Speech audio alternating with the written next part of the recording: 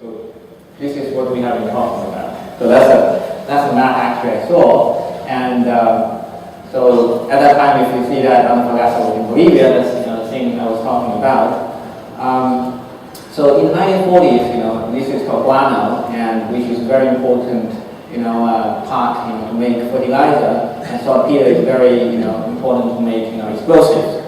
And somehow, we found, this huge deposit of natural resources along the border of Bolivia, Chile, and Peru, and that was, the Gulf Pacific. Bueno, a esta época se encontraron todos los recursos de 1840, en particular se puso mucha importancia del guano, pero luego hubo esta guerra del Pacífico. Todos ustedes, ¿no? Hablando de eso. Yeah. So luckily we won. So Chile won the war.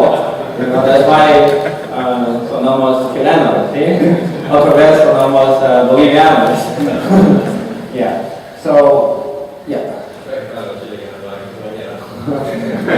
Yeah. So another consequence of that, which is something that people may forget nowadays, is that Chile became the economic power of the region at that time. So now we're talking about the copper boom, and actually that's the second boom of Chile's economy. There was one before, which was the boom of nitrite. Entonces él comenta que a esta época fue la primera crecimiento importante del lado económico de Chile. Eso fue la primera crecimiento importante la época de los nitratos. Yeah, to a certain extent it might be more important than copper because Chile actually went to war with two countries because of the natural resources. Sí, bueno, es un poquito irónico que esta guerra desde el Pacífico fue más para los nitratos y a este momento todavía no supieron del cobre. Ahora, claro, el cobre parece lo más importante. Yeah, and somehow in 1909 there were two crazy guys from Germany, and what they did is that they figured out how to make nitrogens, chemically, and therefore they were able to synthesize nitrite. Sí, una vez que esos dos alemanes alcanzaron a producir los productos nitratos de manera artificial, así se cerró mucho de la economía de los nitratos. Yeah, and overnight, there was massive economic breakdown, which was known now as nitrite crisis, and another consequence of that is that because at that time Chile has a very small population, and a lot of people they moved to the mining of the nitrite, and the other industries were left undeveloped. So people think, we have mining, there's no problem, nitrite is so profitable, and the other industries was left undeveloped. And once the mining of the nitrite collapsed, there was, a huge, devastating consequence for Chile's economy. Bueno, se puso muy en evidencia la falta de diversificación después de esta crisis de los nitratos. Como había muy poca gente aquí en esta época, es puro mineros. Se dejaron todo lo otro, sin desarrollo. Entonces, cuando se cerró la minería, se sufrió mucho esta área. So these are some of the pictures, of the nearby region. I hope I can see them one day. I think maybe many of you have been to those places. So this is another picture, which is nearby here, and this is a view of the overall town. Bueno, ahora se puede ver todos estos lugares, parece como una ciudad fantasma. Yeah. So what I'm trying to say, of course I'm a foreigner here, and you obviously know this history much better than I do, is that I'm not saying copper is going to repeat the same story, but what I'm trying to say is that you can't deny the slight possibility that something may happen to copper, because it has happened before to nitrite and to Chile's economy. Sí, el comentario aquí es que no se puede ignorar la posibilidad de que algo parecido se pase otra vez. Entonces hay que aprender algo de la historia. So, for example, many of the professors in La Católica de Chile, we go to the United States, like MIT and Stanford quite often, and one of the things they have been developing, is called nanobots. So, it's a very small miniature, robot on a nanoscale.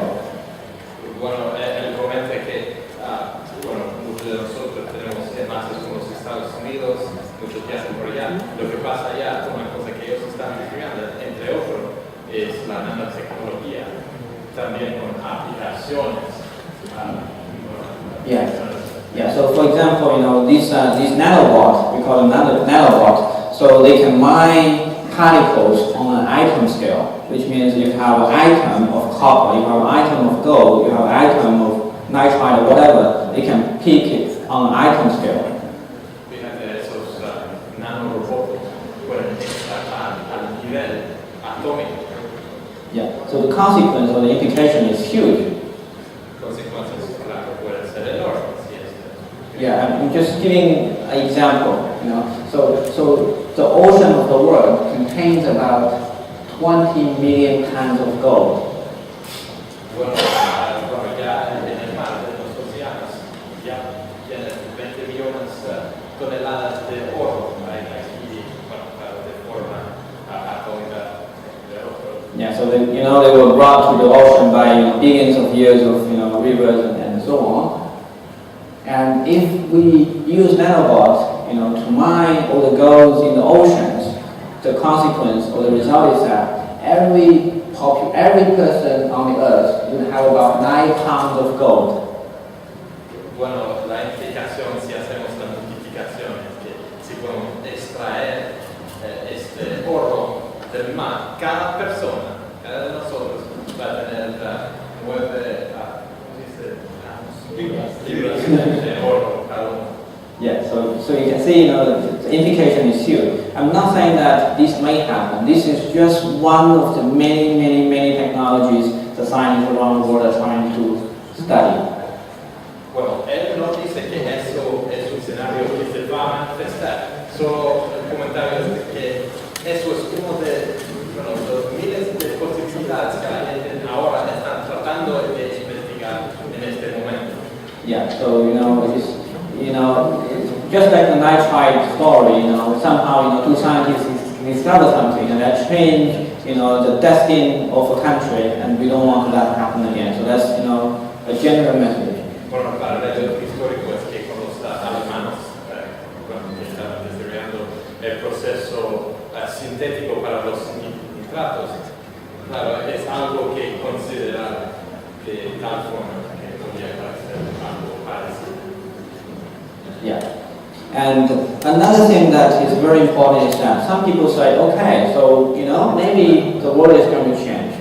Maybe the industrial landscape is going to change. But when we know it's going to change, we are going to change. There's no worry about it. Because now nanobot is not there. When it's there, we are going to do something about it. So now it's not there. Show me when it is there, and I'm going to do something about it.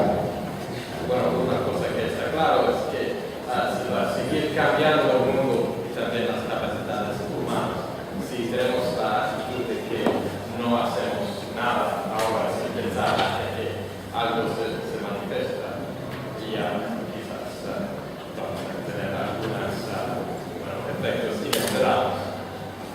But what often happens, based on many industries, this is not only from mining industry, is that when things change, actually the reality is that during the transition, it has a very turbulent period, and most of the existing companies who used to be leaders, stopped to be leaders, and they were having huge crises. They cannot adapt. So this is the reality. Bueno, algo que se pasa antes de esos cambios revolucionarios, unas empresas que fueron líderes en el paradigma antiguo ya se para de ser líder por un tiempo antes de que cambien las cosas. Yeah. Let me give you some example. This is only example not from mining. All the other examples I give today are from mining. This is only one not from mining. I use it because this is actually very close to the industry I used to work in. Bueno, esos datos no vienen de minería, pero vienen de experiencias de sus trabajos, sus experiencias anteriores. Yeah. These are actually equipment providers, so they're to a certain extent very similar to the mining providers, the equipment providers in the mining. Bueno, hay cierto más en la analogía porque esos son empresas que,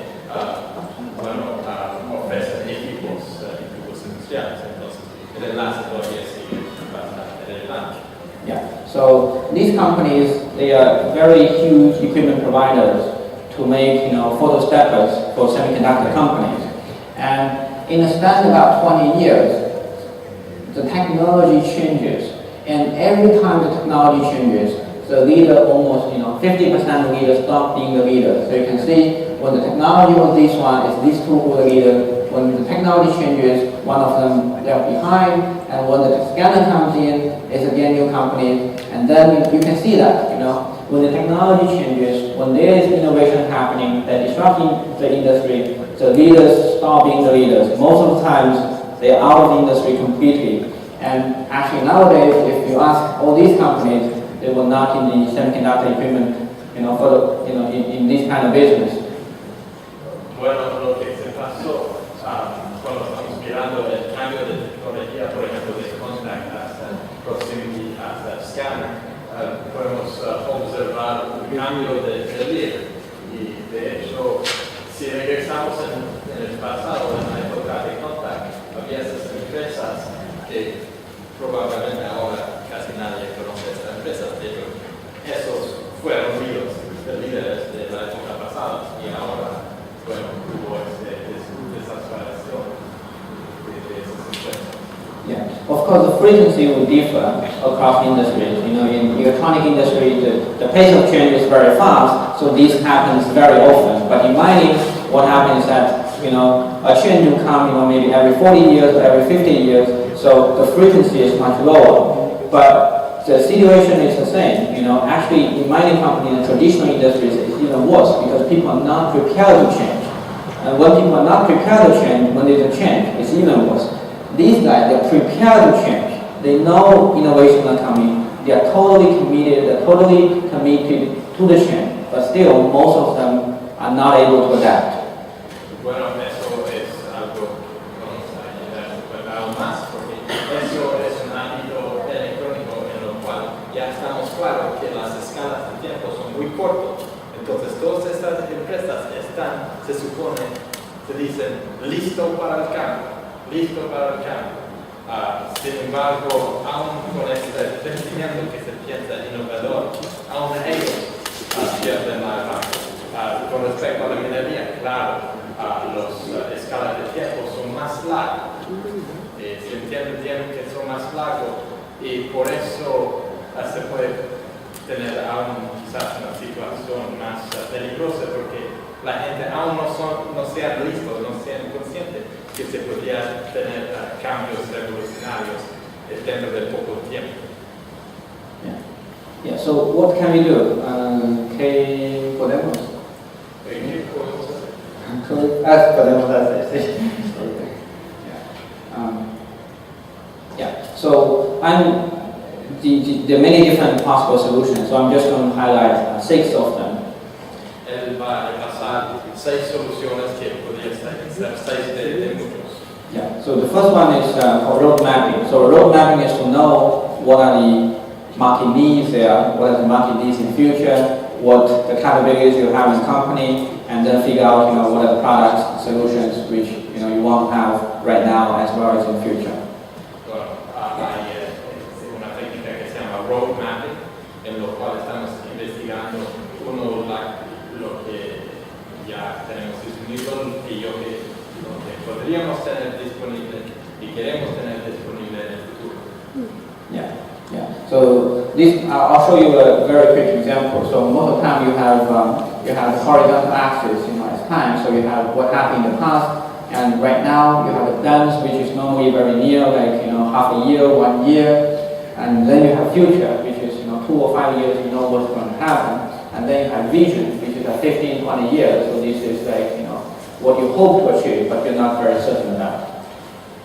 Bueno, claro, tenemos varios plazos. Tenemos el pasado, el presente, el futuro. Tenemos también la idea de una visión que es aún más en el futuro, muy largo plazo. Yeah. And on the very top, you will have the need. So here you map out the different needs of the customer or the industry. So in this case, the need has been there for some time, and you figure that that's going to stop here, and then if the new need is going to arise. So this is basically expecting what the needs of the customers going to change, and when they start, when they stop. Bueno, aquí hay cierta predicción de cuándo y cómo se van a cambiar las necesidades, las demandas del mercado. Yeah. And then in the middle, these are the products. So the products, let me just show everything right now. Yeah. So in the middle, there is the products. So the products are developed to support, the needs of the customer right now and also in future. Bueno, tenemos aquí en la banda del medio los productos. Productos o los servicios. Exacto. Los productos para el futuro, para el mercado anticipado. Yeah.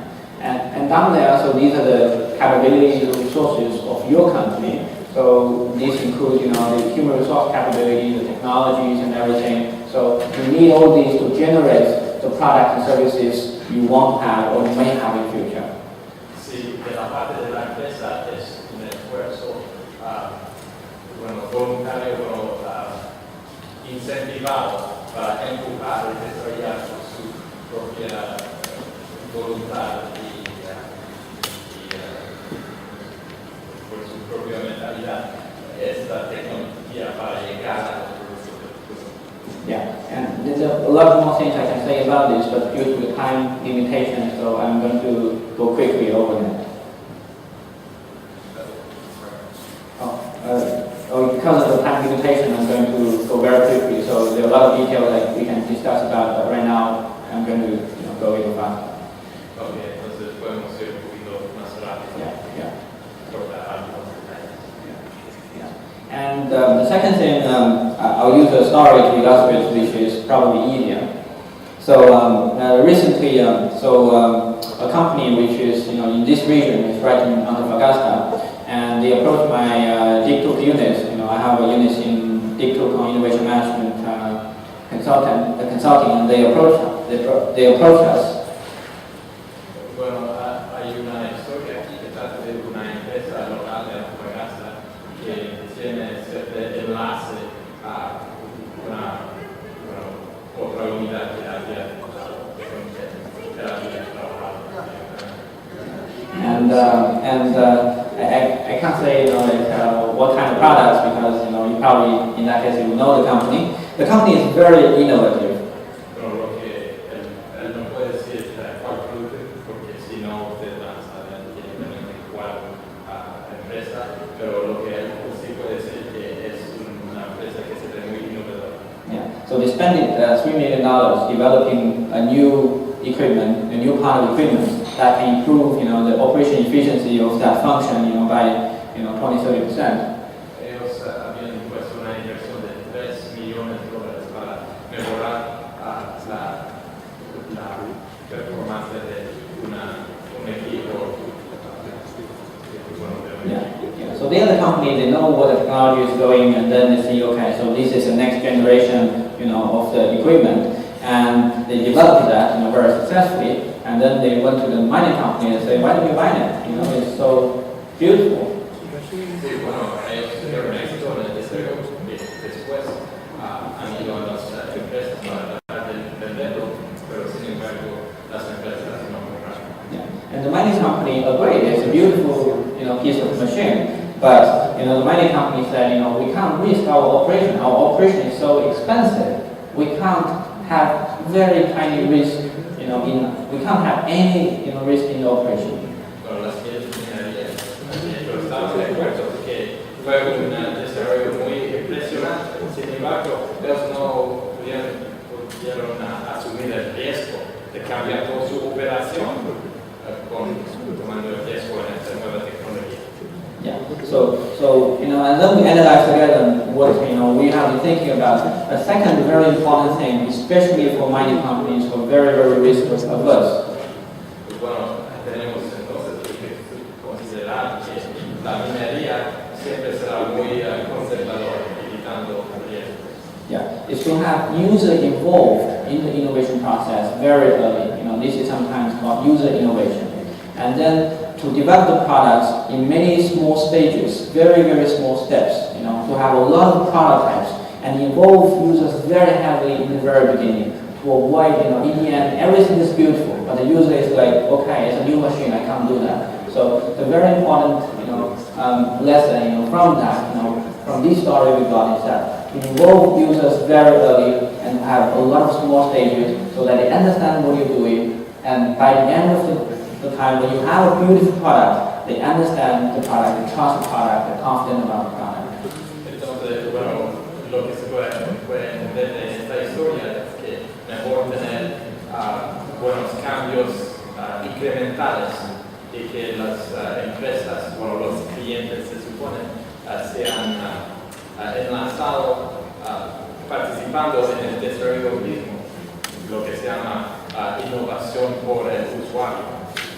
Yeah, and that's important because in the end, they're much more involved and much more confident, in using it.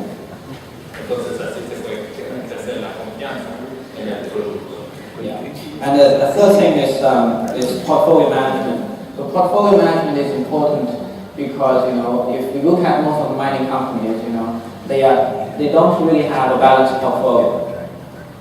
Entonces aquí el tercero punto aquí es pensar al portfolio y la gestión del portfolio de las empresas mineras. Si uno da una mirada a esas empresas, parece que le falta diversificación. Yeah, there are many ways to do this. One of the ways is that, so this is a graph. On the vertical axis, you have the reward, which is, the potential, benefits of the project. And on the horizontal axis, you have the probability to success, which is a chance, the project may succeed. Entonces, lo que tenemos en el eje horizontal es la probabilidad de éxito y en el eje vertical es la ganancia. Yeah. So due to the time limitation, I'll skip quite a lot and go quickly. Yeah. And the first point, at the end, I'll come back and using the story. Do you know this guy called Rob McKellen? Have you heard of him? ¿Conocen ustedes a Rob McKellen? Yeah. Yeah. Okay. So this is a guy, I think he's probably Canadian. So he is a gold miner. And he has, gold mines, and he constantly asks, his geologists, where is my gold? Yeah. Él tiene minas de oro, él es propietario de minas de oro. Él siempre está preguntando a sus geólogos dónde está su oro. Yeah. And his geologists come back and say, we don't know. Los geólogos siempre contestan que ellos no saben. Yeah. And Rob is okay, so what do you need? I'll give you more money, and you check more data, and then you come back and tell me where it's gold. Entonces Rob dice, bueno, entonces ¿qué van a necesitar ustedes? ¿Más inversiones, más dólares? Yo voy a dar a ustedes todo eso, así ustedes me pueden decir al fin dónde está mi oro. Yeah. So more data come back. They look at the data together, and then Rob still cannot find where the gold is. Bueno, entonces ahora los geólogos regresan llenos de datos y están analizando los datos y aún con eso Rob todavía no puede encontrar dónde está su oro. Yeah. So after a few years, Rob was about to give up. Después de unos años, Rob casi estaba listo para abandonar esta cosa. And before he abandoned, he said, okay, I'm going to try something crazy. I'm going to put $500,000 on the internet and ask someone, ask all the people in the world who can solve this problem. If the best people who can solve the problem, I'm going to give him $500,000. He's a gold miner. $500,000 is nothing. He has already spent tens of millions of dollars, for the geologists. Pero antes de abandonar, lo que él decidió de hacer era de disponer por el internet en una búsqueda mitad de $1,000,000 para buscar cualquier persona que le podría ayudar a solucionar este problema. So he gets submissions, from a lot of people all over the world. Muchos postulantes entonces de cada parte del mundo. Yeah, and most of the techniques are unheard of. Y la mayoría de las técnicas no se han escuchado antes. Yeah. So the winner was a computer graphic company, which build, a three-dimensional model, which tries to know the mind. But remember, this is 10, 15 years ago. Ok, bueno, hay que recordarse que eso hace como 15 años. Entonces, el ganador de esta búsqueda fue una empresa de modelamiento gráfico tridimensional. Entonces una empresa informática que ganó. And with that, Robo, in the end found about $3.4 million worth of gold, and the market value of the company, goes from $90 million to $10 billion. Entonces, de repente con esa herramienta de Robo encontró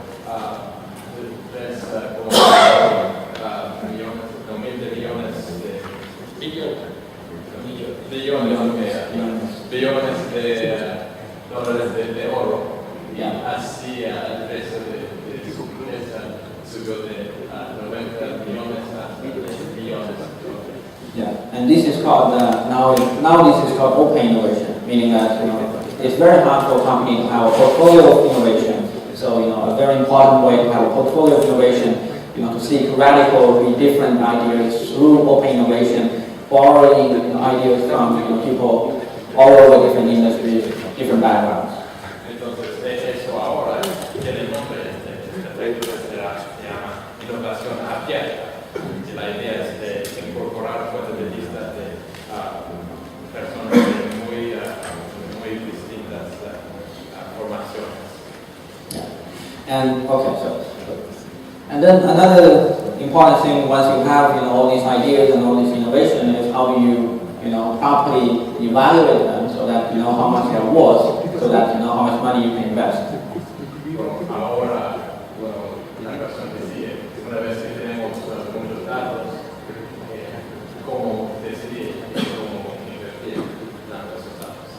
Yeah. So here the conceptually correct model is real options model, and I'm sure that most of you have heard about it. Bueno, un modelo que está aquí en este ambiente es lo que se llama real options model, es decir, el modelo de opciones reales. Well, it's conceptually very appealing, and logically it's the most correct model. It has a few very severe limitations, Bueno, parece ser algo que alcance muy bien en esta problemática y lógicamente parece funcionar muy bien, pero hay muchas limitaciones. Yeah, that's why the real options has been there for about 20 years, but most of the mining companies, you are still very hesitant of using the model because you know what your operation is, and when you see real model, you see that there's a very big difference in many different aspects. Entonces, ahora sí, cerca de 20 años que existe esta herramienta y todavía la minería,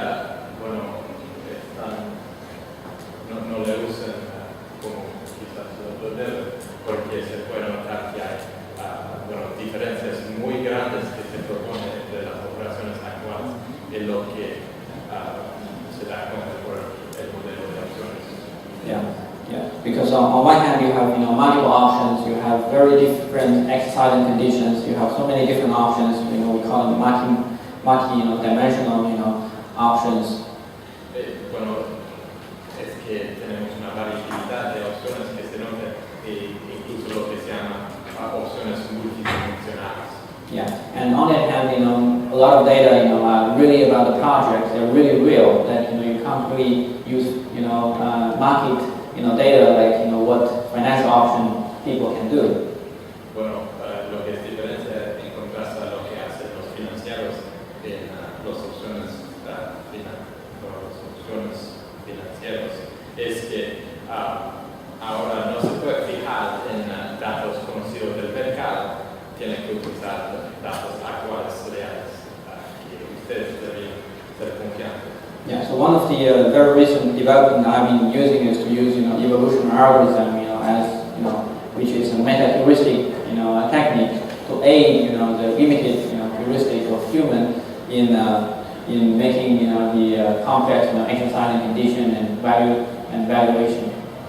Bueno, una herramienta que él ha desarrollado es el uso de algoritmos evolucionarios para ayudar en el análisis de opciones reales y la selección And by the way, I think you have a strong presence here in this area. Freddie is a good expert in this area, and I think you're probably as well. Pero bueno, tengo mi colega aquí que se basa es muy experto en eso, en este tema. From the Católica and not, And lastly, you can have a lot of innovation. You can have a lot of projects. You can have the good valuation model, but you need people and culture, right culture to implement them. So this has to be there. It is fundamentally necessary, a necessary condition. Bueno, se puede tener mucha expertise en el deseo del plan, pero otra condición necesaria es asegurarse de tener personas presentes para implementar el plan. My time is running out, so I'll go very quickly. So you need to have a high or senior team who is able to balance between the operation you're running every day, which is very, very important. That's your bread and butter, and also the innovation that is very important for the long-term future. Entonces es importante tener la sincronización, sinergia entre la gente de operaciones y también la gente de innovación. La gente de innovación que se fija a lo largo plazo. Yeah, and the same senior team needs to guarantee that the culture in the company has to be right. There has to be a tolerance for failure. It has to be a tolerance for conflict, so that people can really discuss about ideas. There is also the right culture to balance very different things and managing different things together. Bueno, es muy importante la cultura de la empresa que puede tolerar reprobaciones y también tolerar conflictos para poder arreglar y solucionar esos conflictos. Yeah. So, to summarize, innovation is critical, especially when you're not paying attention to it. Bueno, en resumen, innovación es muy crítico y particular cuando no estamos dando cuenta. And how to do that? We have been talking about road mapping, portfolio management, prototype, stepwise, processes, open innovation, and also, the recent reduction evaluation techniques, and lastly, team and culture. Bueno, como alcanzar eso, esa cultura, hay road mapping, hay organización de portfolio, prototyping, y la innovación etapa por etapa, y también la innovación abierta y los avances en los algoritmos de opciones reales y también el equipo y cultura. Yeah, if you still don't know how, feel free to reach me. Bueno, si ustedes necesitan un poquito más información, se puede. So that's my email, and also Mauricio is my is a manager in charge of mining in my digital unit. So if you and he is the Chilean, so he speaks Spanish. Comunicar con él o comunicar con Mauricio su gestionario. Okay, thank you very much. Muchas gracias.